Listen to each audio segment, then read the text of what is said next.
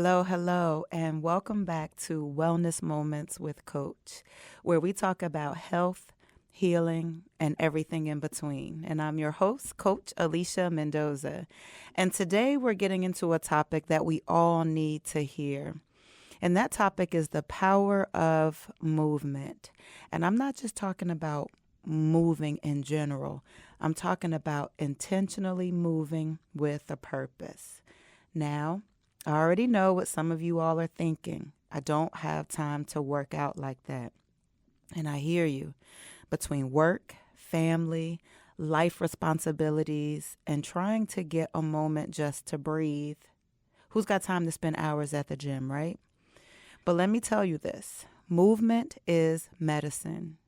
And I'm not just talking about exercise. I'm talking about being intentional about moving your body in ways that work for you. And so today I'm going to talk to you about walking, dancing, using the stairs, etc. Movement is just that, movement. All I ask is that you do it intentionally. So let's break it down. And I mean way down. So why does movement matter? And how does it change everything from your mood to your metabolism? And most importantly, how do you fit this in your real life busy schedule? That's important, and I understand. So let me kind of help you a little bit. First thing first, why does movement even matter? Well, let me put you on something real quick. Moving your body boosts your energy. It helps to reduce stress. It helps with weight management and even improves your mental health. That's right, improves your mental health. Yes, movement is a natural stress reliever. When we move, our bodies release those feel-good hormones, those endorphins that help lift our mood, fight off anxiety, and give us that extra pep in our step. Let's talk about 4 of those really quickly. So endorphins, they are our natural painkillers, our mood boosters. So we definitely want to make sure that we are getting our body moving so that we can release endorphins. Dopamine, those are considered our reward hormones. They are associated with motivation and pleasure. Again, we want to make sure that we're moving so we can get that dopamine flowing. The next one is serotonin. Serotonin regulates mood, sleep, and overall well-being. Now, what most people don't understand is most of the serotonin in our body is produced in our gut. So when they say go with your gut, that is why, because in our gut is where we have serotonin being produced. The last one I want to talk about is the last 2 is epinephrine, which enhances alertness. So that's the adrenaline. When you're doing something and all of a sudden you get that fight or flight, that is from epinephrine. So it prepares your body for action. And then on the flip side of epinephrine, you have norepinephrine, and that helps the body respond to stress. Now, there is another one, but I don't want to get into that because I could do a whole show on just cortisol. All right. So, again, we want to talk about endorphins, dopamine, serotonin, epinephrine, and then norepinephrine. So you can see just a little bit of movement is good for the body. Now, let's talk about chronic illnesses like high blood pressure, diabetes, and heart disease, because movement helps to prevent chronic illnesses. Movement strengthens the heart, which improves circulation, which reduces the risk of hypertension, also known as high blood pressure. Movement also improves insulin sensitivity, helping to regulate blood sugar levels, therefore reducing or decreasing the intensity of diabetes. And last, movement boosts your metabolism and promotes fat loss. So guys, why aren't we moving? Why aren't we moving is really the question. And let's be real, we all need to know about this. Our community needs this knowledge. We have to be intentional about taking care of our bodies so we can be here, healthy, and thriving, not just for ourselves, but for our families and for our future. And here's the best part. You don't have to spend hours and hours in the gym to get the benefits. Movement is about finding what works best for you, whether it's dancing, as I stated earlier, stretching, walking, or just standing up more throughout the day. A lot of times we find ourselves stuck at a desk, but every hour we should get up, do a little wiggle, do a little stretch, and then we can go back to our work. All right, so let's get into it. How do we fit intentional movement into our busy day? Because we're booked and busy, but we're still trying to be our best, healthier selves. All right, so the first way we're going to do that is by starting our mornings with movement.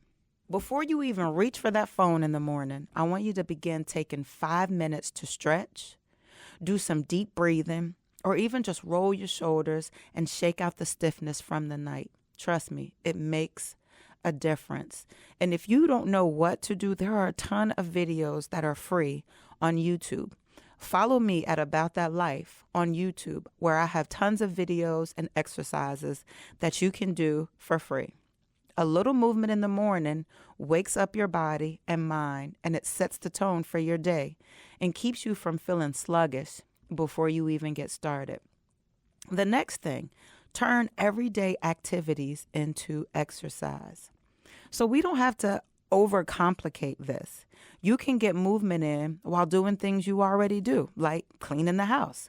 So instead of just cleaning the house, how about turn on your favorite playlist and make it a dance workout? If you're at work, how about taking the stairs instead of the elevator? Or do a quick lap around the office when you need a break. Again, if you're sitting at your desk, how about every hour on the hour, maybe hop up, do 10 squats, do 10 high knees, do 10 overhead reaches or 10 shoulder shrugs, and then you can get back to work. Now, my favorite is, are you waiting for dinner to cook? What in the world could you do while you're waiting for dinner? Again, I like to do some squats, some calf raises. While I'm washing the dishes, I can be moving my legs. There's tons of things that you can do to work in exercise or movement while you're doing your everyday activities. Again, it's about being intentional, finding moments to move instead of feeling like you need an extra hour to go work out.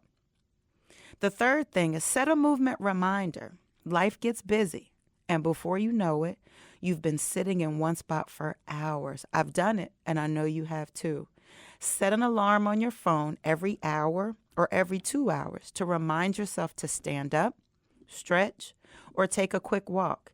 Even just walking to refill your water bottle or step outside for fresh air.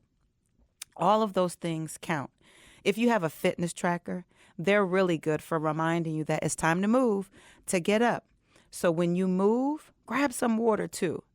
Take you a sip of water, keep drinking the water, and then you can remain back to work, whatever it is that you're doing. The fourth thing, make it fun. Listen, if you don't enjoy it, you won't do it, period. You hate running? Don't run.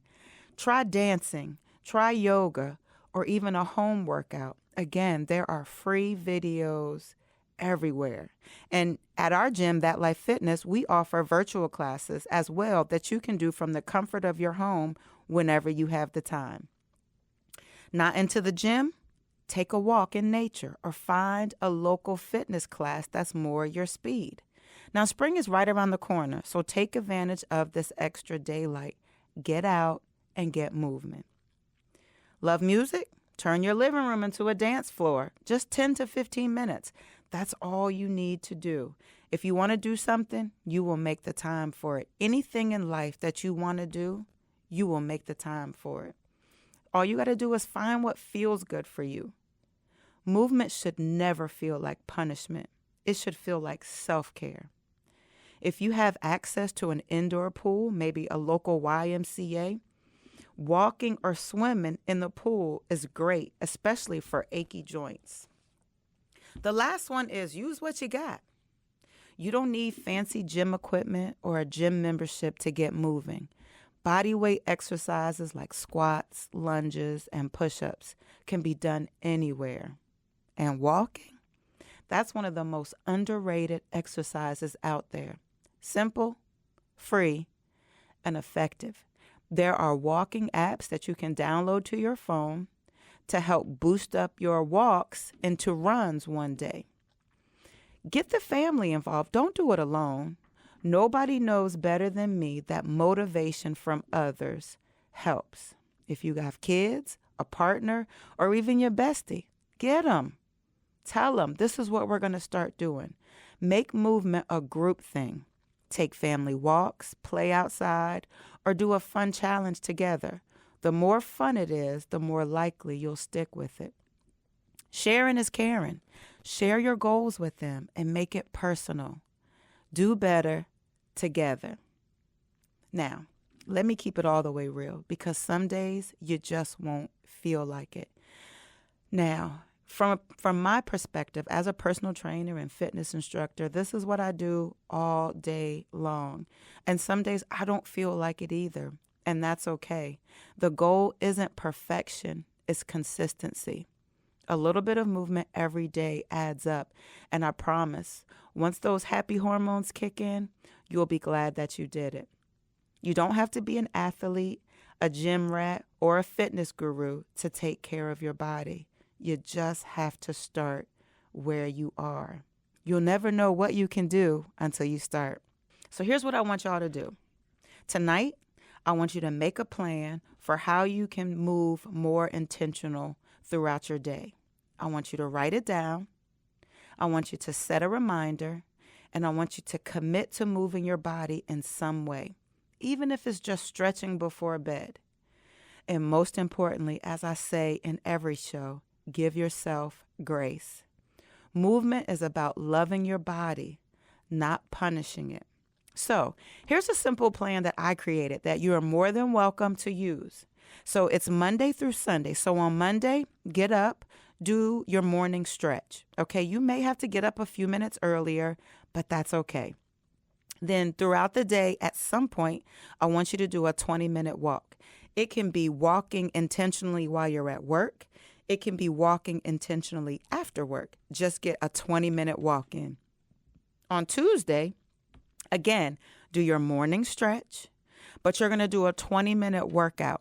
Now, I have 4 exercises that I want you to do. You're going to do these exercises in squats, kicks, jacks, and high knees. So you're going to do 4 Tabatas with me. You're going to do a squat Tabata. You're going to do it for 20 seconds on, 10 seconds off, 20 seconds on, 10 seconds off. You're going to do front kicks like that. You're going to do jumping jacks like that. And you're going to do high knees like that. So that's going to be your 20-minute workout for Tuesday. On Wednesday morning, get your morning stretch in.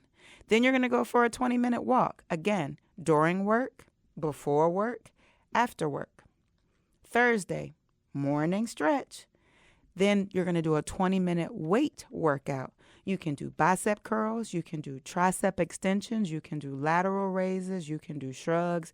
You can even do some leg weight exercises. Just get 20 minutes in. Friday morning, you're going to do your morning stretch, and then you're going to get a 20-minute walk. Now, on Saturday, you're going to get up, you're going to do your morning stretch. Now, if you're off, I want you to have a dance clean party. Get that house clean and ready for the new week and dance and play your favorite music because on Sunday, we're having rest, okay? So, again, that's just a simple exercise strategy that you can implement into your plan. But whatever works best for you, that's what I want you to do. All right?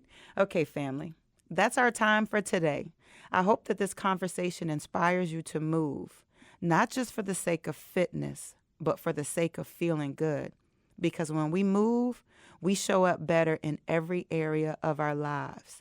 Remember, small steps lead to big changes. So get up, stretch, and make movement a part of your magic, a part of your day. Until next time, stay well, stay moving, and keep shining. Coach out.